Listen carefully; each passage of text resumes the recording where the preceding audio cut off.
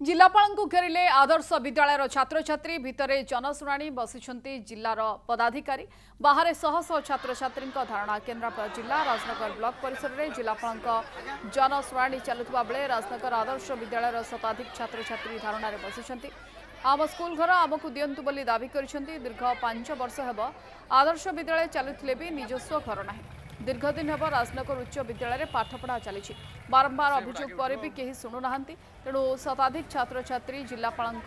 शिविर बाहर धारणा बसवा सहित जिलापाल को निज दावी जन खूब शीघ्र समीक्षा कर पदक्षेप निया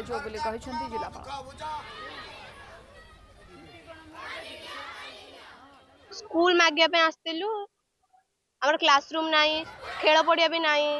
आउर केते कोन किछि नाई टॉयलेट भी ये नाई बारंडा रे खाउछु बारंडा रे रोसई होउची क्लास हमर गोटे रूम रे 80 जण पिला कलेक्टर कहले कि तमे खाली 8टा क्लास